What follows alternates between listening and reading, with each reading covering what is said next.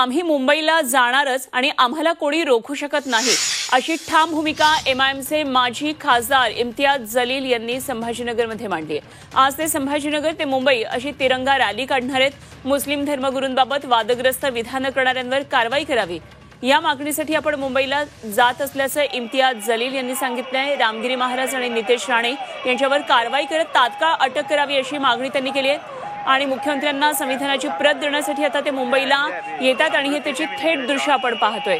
ही तिरंगा रॅली आता छत्रपती संभाजीनगरमधून निघालेली आहे आणि मुंबईला येते।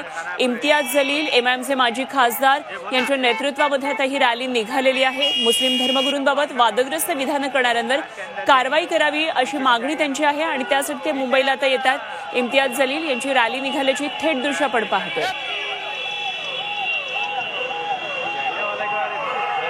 तर एमआयएमचे अनेक कार्यकर्ते या तिरंगा रॅलीमध्ये सहभागी झालेले आहेत। तेव्हा आज इम्तियाज जलील मुख्यमंत्र्यांना भेटणार आहेत, आपली भूमिका मांडणार आहेत आणि मुस्लिम धर्मगुरूंबाबत वादग्रस्त विधान करणाऱ्यांवर कारवाई करावी अशी मागणी ते करणार आहेत। रामगिरी महाराज आणि नितेश राणे यांच्यावर कारवाई करत तात्काळ त्यांना अटक करावी अशी ते मागणी करणार आहेत।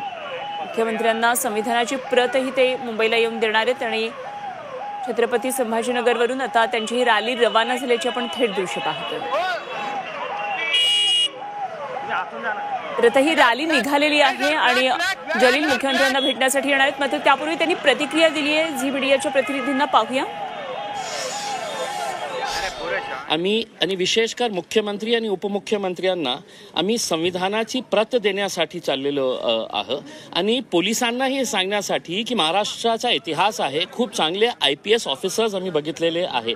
आज अशी राजनीतीमुळे का परिस्थिती झालेली आहे की एका प्रकरणामध्ये 60 FIRs रजिस्टर होऊन सुद्धा त्या रामगिरीवर कारवाई होत नाही। म्हणजे याचा अर्थ हे आहे, हे सगळं जे चाललेलं आहे ते सरकारच्या आशीर्वादाने चाललेलं आहे